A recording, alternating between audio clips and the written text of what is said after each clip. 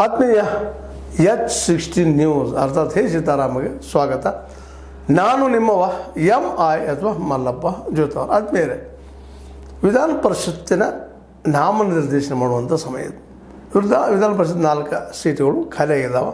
ಅದು ಸರ್ಕಾರ ತಮಗೆ ಬೇಕಂತವ್ರು ಅಂದ್ರೆ ಮೆಜಾರಿಟಿ ಯಾರಿದ್ದಾರೆ ಅವರು 4 ಸೀಟ್ಗಳಿಗೆ ನಾಮನಿರ್ದೇಶನ ಮಾಡ್ತಾ ಇದ್ದಾರೆ.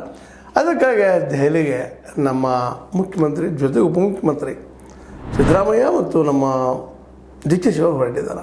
ಇದು ಮೇಲ್ಕಾಣು ಒಂದು ಮೇಲ್ಪದರಿನ ಒಂದು ವ್ಯವಹಾರ. ಹೌದು, ತಮಗೆ ಬೇಕಂತವ್ರಿಗೆ, ಪಕ್ಷ ಕಟ್ಟದವ್ರಿಗೆ, ಪಕ್ಷವಾಗಿ ದುಡಿದವ್ರಿಗೆ, ನಿರಂತರವಾಗಿ ಪಕ್ಷದ ಸಂಪರ್ಕ ಇಟ್ಕೊಂಡವ್ರಿಗೆ, ಅಂಥವ್ರಿಗೆ ಮತ್ತು ಭವಿಷ್ಯದಲ್ಲಿ ಲಾಭ ಆಗುವಂಥವ್ರಿಗೆ, ಅವರಿಂದ ಆರ್ಥಿಕ ಸಹಾಯ ಆಗುವಂಥವ್ರಿಗೆ ಹೆಲ್ಪ್ ಮಾಡೋದು ವಿಶೇಷವಾಗಿ ಪಕ್ಷಗಳು ಮಾಡುತ್ತಾ ಬಂದಿರ್ತಾವೆ. ತಮಗೆ ಬೇಕಾದಂಥವ್ರನ್ನ ಯಾವುದೇ ದೃಷ್ಟಿಯಿಂದ ಇಟ್ಕೊಳ್ರಿ. ಆ ದಿಶೆಯಲ್ಲೇ ಒಂದು 4 ಜನರ ನಾಮನಿರ್ದೇಶನ ಮಾಡೋದು. ಆದರೆ ಅದಕ್ಕೆ 150 ಜನ ಕಾಂಪಿಟೇಟರ್ ಇದ್ದಾರೆ. 4 ಸೀಟಿಗೆ 150 ಜನ ನಮ್ಮನ್ನು ಮಾಡಿರಿ. ಇದು ಸಹಜದ. ಯಾಕಂದ್ರೆ ಅಧಿಕಾರ ಹಂಗದ, ಅಧಿಕಾರ ಮಾಯೆ ಅಷ್ಟು ಚಂದದ ಮತ್ತು ಸುಂದರದ, ಹಿಡಿದ್ರೆ ಬಿಡೋದು ಇಲ್ಲ. It is capturing up hour heart and mind. ಆ ದಿಶೆಯಲ್ಲೇ ಒಂದು 4 ಜನರನ್ನು ಆರಿಸ್ಬೇಕು ಮತ್ತು ಹೈಕಮಾಂಡ್ ಜೊತೆಗೆ ಮಾತಾಡಬೇಕು ಅನ್ನುವಂಥ ನೆಲೆಯಲ್ಲೇ ಅದೇ ಸಮಯದಲ್ಲೇ ಕರ್ನಾಟಕ ಭವನ ಉದ್ಘಾಟನೆ ಒಂದು ಇಟ್ಕೊಂಡಿದ್ದಾರೆ. ಅದನ್ನು ಮುಗಿಸ್ಕೊಂಬರ್ಬೇಕು ಅನ್ನುವಂಥದ್ದು. ಅದು ಕಾವೇರಿ ಭವನ ಅಂತ ಹೆಸರು ಇಟ್ಕೊಂಡು 2019 ಭೂಮಿ ಪೂಜೆ ಮಾಡಿ 80 ಕೋಟಿ ರೂಪಾಯಿದ್ದು ಅದು ಖರ್ಚು ಇಟ್ಕೊಂಡಿದ್ರು ವೆಚ್ಚ. ಆದರೆ ಅದು ಹೋಗಿ ಇವತ್ತು 140 ಕೋಟಿ ಆಗ್ಯದ.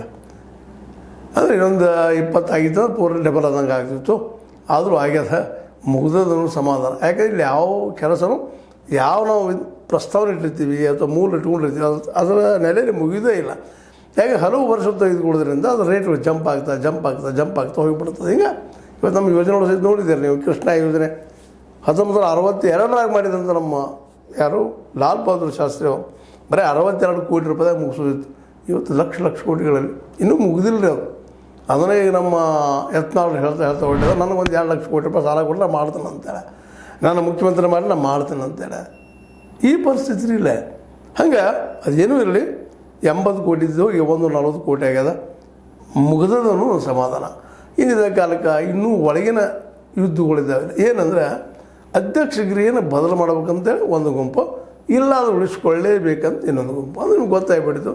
ಸಿದ್ದರಾಮಯ್ಯವರು ಹೇಗಾದ್ರು ಮಾಡಿ ಒಬ್ಬ ಅಧ್ಯಕ್ಷರನ್ನು ತರಬೇಕು, ತಮ್ಮ ಮನುಷ್ಯನ ತರಬೇಕು, ತಮ್ಮ ನಂತರ ಅವರೇ ಮುಂದುವರಿಬೇಕು ಅನ್ನೋ ಒಂದು